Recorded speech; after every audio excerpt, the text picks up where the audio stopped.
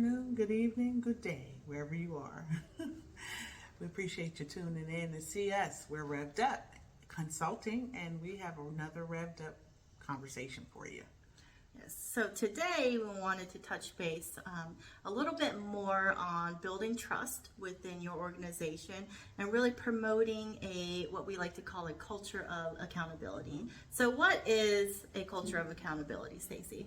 Well, a culture of accountability for me is one where you show up every day and you let the people know who are in that space that you're there, that you are present, and that you are definitely a part of the team. You also, most importantly, you show trust. You show them how to trust, and because you trust them. And how do I show trust is by listening, communicating effectively. You make sure the team knows that you're listening because you have implemented things that by way of the feedback that they've given you. For example, maybe there's a particular procedure code that continues to be denied, and this one team member keeps telling you that they're not getting the information from the physician, and so the diagnoses are a little off.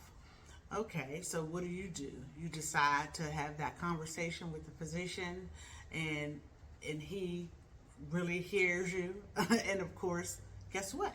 He gives you the right diagnosis code. The person that you got that information from, you've informed them, and now they're not seeing that in the notes. And of course, things have been cleared up, so they now trust you because you showed them by way of telling them, holding yourself accountable, and of course other people in cases that I just showed, and so you build a culture of accountability and trust. So that's I think one of the examples, but most importantly, you just want to make sure that the people who are working for you and with you trust you, and the way you can do that is by the ways that I just shared, but then that you're honest, that you are communicating, that you are listening, and that you are acting on those things. Yes, and I am going to add to that, and I know that we say it again and again, but we are a team of trainers and teachers and coaches, so it's always going to come back to the proper training for me. Absolutely. So how do you build that foundation of trust? Well, like I'm gonna preach it again. You need to invest in proper training. So make sure that your team knows what they're responsible for, what they should be doing on a daily basis, and that they have the tools that they need to be able to do to fulfill their responsibilities of their role.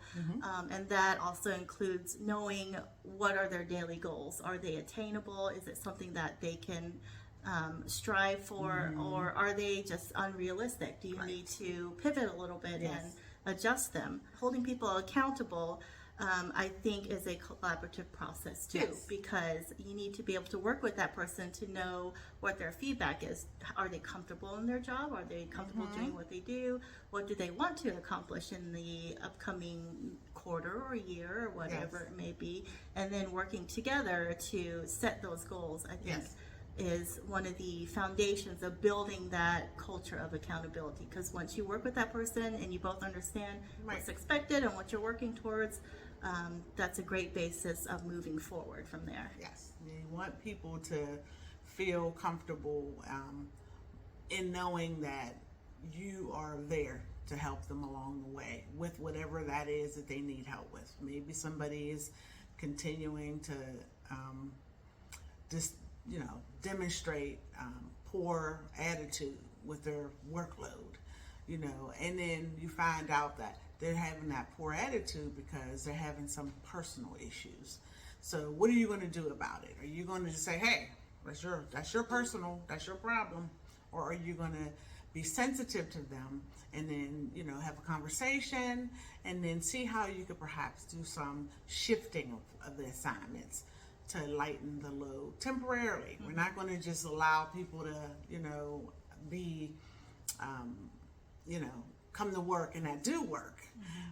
But we will certainly be sensitive to things and adjust work accordingly. So it's important to, it's important to do those things so that you can not only establish trust, but to establish it again and again, because it helps with building confidence too.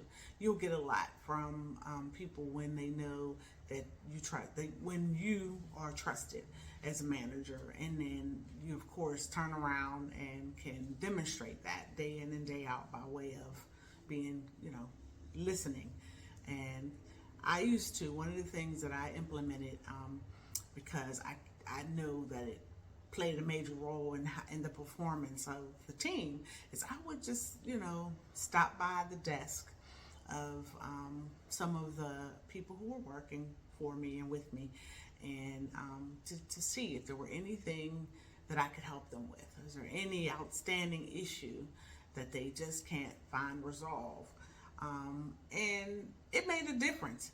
I wasn't looking over their shoulder, but it was more of a, hey, I want you to know I'm right here. You haven't come to me, so I'm going to come to you, just to make sure, you know that I'm present and that I'm here to give you, what assistance you may need.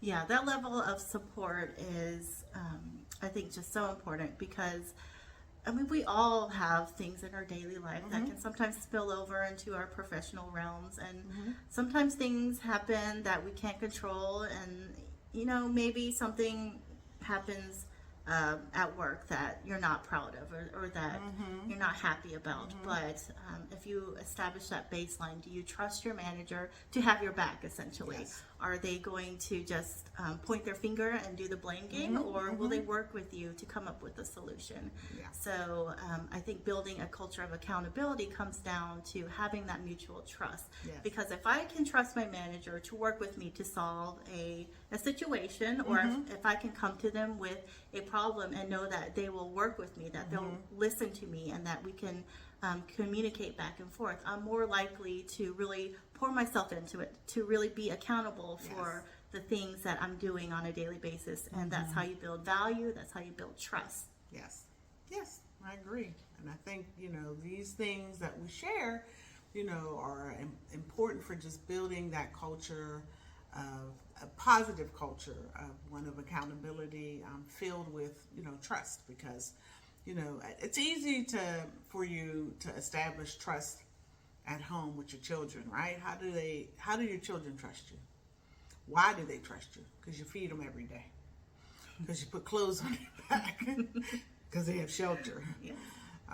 But how do you get grown adults, to trust another grown adult who they didn't know until, Yeah, they and decide to sometimes show it's up. hard. Yeah. You're sitting in a room and you're giving each other the side eye. Like, Right. who is Yes. this person? Right. So all you could do is meet them where they are. Find out, what things that they are good with, some things that they need maybe some help with, and start with helping them. And then you'll find that they'll trust you. And so at least that's what I see as a best practice. Find out what it is that people need in the work capacity, and then give it to them, train them, take time with them, and in return you'll get something back. Yes, so I fully believe that well-trained employees, well-trained staff, they will work harder for you, not only you, but your organization, and for your overall team goals. Yes. Because you've given them that level of confidence by giving them the proper training, the tools that they need, and then the uncertainty is already knocked out of the window. Absolutely. So that is a big hurdle out of the way already. Right, and they know who they can come to. I had a person who came to me when they were frustrated because they didn't feel like other people were doing the work that they were doing, and they didn't feel like other managers were doing the work. So the issue there, just from onset, was okay. Well, in my mind, I'm thinking like, well, we shouldn't be really a whole bunch concerned about other people, but I understand when you are carrying a lot of weight, and you see others, maybe you feel like others aren't because you're carrying a lot of it. It's easy for you to, perception to come to be that, like this person is getting away with, or they're not doing. So when you develop a trusting relationship with your employees, they will have conversations with you that allow you to see how much they trust you. So when that person came to me and they shared that, I said, wow, they really trust me to respond a good way. And so, I did. I told them, I don't want anybody to feel like, first of all, they're doing all the work.